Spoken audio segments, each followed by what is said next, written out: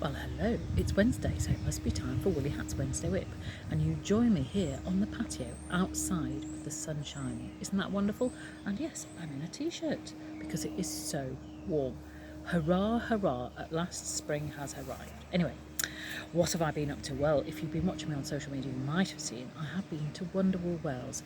Now, for those that don't know about Wonderwool Wales, it is a huge, and I mean huge, exhibitional show all about wool, hence the name Wonderwool Wales. And of course, Builth Wells is in Wales, and it's in the cattle market there, or the showground there, that they have the Royal Welsh Show, and it's huge. And they have 3 big halls full of people selling yarn and kits, and they have real sheep and real goats, and it's just a wonderful place to go and to see what's around, perhaps pick up a bargain, and be inspired by all the different things that there are going on.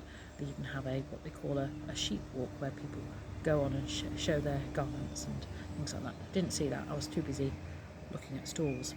Anyway, so as you might imagine, although I'm generally reserved at these things, I don't go mad, because there is I'm getting to a stage where I have a limited amount of time left to do knitting and crochet. I did actually buy some things. So I went to, as you might know, one of my favourite independent dyers is Mothy and the Squid, and I picked up this lovely skein, and this is called Great Tits. I won't say anything else other than that. You can make your own joke up there, but a lovely colour combination of a little flash of yellow, mustard yellow there, and black and blue. So there are going to be some yummy socks. I might wear those down the wood, we'll have to see, but it's well nice. It's 4-ply, and it's 75% merino, 25% nylon. So there you go, nice ball there. I also bought some aran. So this is colourway is called pointsettia. I have actually got some stock yarn in this colour, but I really like this colour combination. I thought it'd be a nice hat, so I've got a few nice hat patterns I'd like to try on that. And it is, again, it's merino and nylon. So I could do some socks with it, but it's a bit thick for aran. Have to be very big chunky socks, slipper socks. Anyway, no, it's going to be a hat. It's going to be a hat. Okay. So the other thing is I went along, and there's quite a few shops that go to or companies that go to a lot of these shows, and there's one of them I went to is called Wensleydale Longwool, and they're based in Leyburn in the Yorkshire Dales, which is a lovely part of the world if you've not been. And every time I've been up in that part of the world, it's been a Sunday when they've not been open. So I thought, having resisted for several shows, including when they were in Norwich and when they were in other places, I actually needed to buy some of their yarn. So I bought 6 balls of this lovely yarn. The shade is Wild Thyme, and it's gorgeous. And if you could have strokey vision, sounds a bit rude that, but anyway, you'd see it's lovely and soft.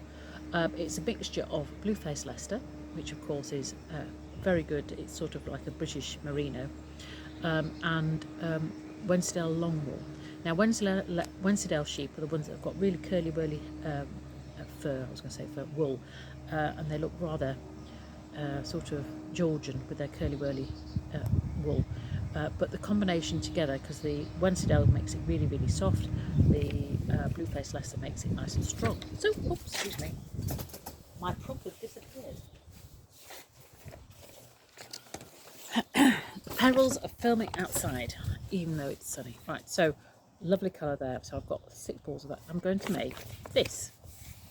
So this is the jumper I'm going to make, and it's called Boggle Hole. And it's got a nice bit of sort of aran-y stuff on the front, and a sort of a slip stitch that you wrap around. So I shall enjoy doing that.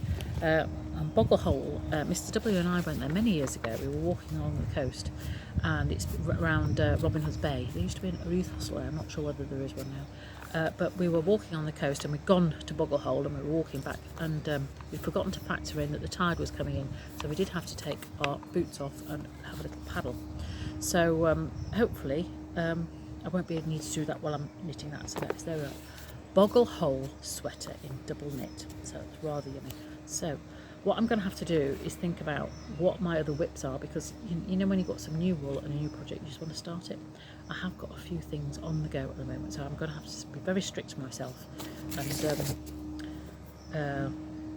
see what I can do before I finish that one. We'll start that one. So one of the WIPs that I have on the go is, so you might remember last year I had a good sort out of my things, and I found several socks that needed a partner, including this one. So I'm now doing its partner. There you go. So I'm now down to shaping the gusset, which is rather good. So the way that what I'm doing is using this ball of wool, this ball of wool, and this ball of wool to make the sock. So these two are balls of wool that I got made last year. I made socks for Mr. W in that one, and for me in that one when we went to Spain on the train, and that was my sock knitting for the journey. And with any sock project, because 100 grams of sock yarn will make you three socks, one pair of socks and one extra in case you lose one.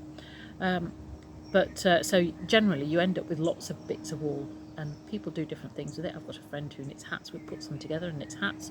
You can do jumpers, you can do throws or whatever.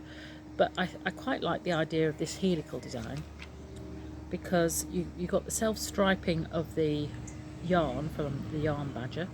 It's lovely wool, it's merino and stuff, so that's nice.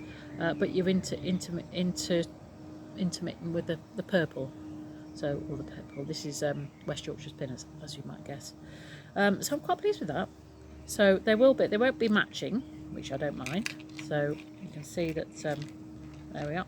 They won't be matching, but I quite like that technique. The only thing is that your balls will do twiddle round, so you have to have good ball management. So that is me. I've got possibly a crochet project that I have to start because it will be for a present, and that is for a dog blanket. And one of my friends has recently got a puppy, and so they probably need a dog blanket. I often knit baby blankets for people with babies, but I suppose with a dog blanket you knit a dog blanket, don't you? I'm not going to go down the route of knitting a coat, because it is a puppy and it will grow out of it, just as babies grow out of baby things. But I've been looking around for perhaps, so look out for that, so I might have to do that before I attack this. Anyway, we'll see how that goes. I hope you're enjoying the lovely weather that we're having now, and I will see you next week. Bye for now.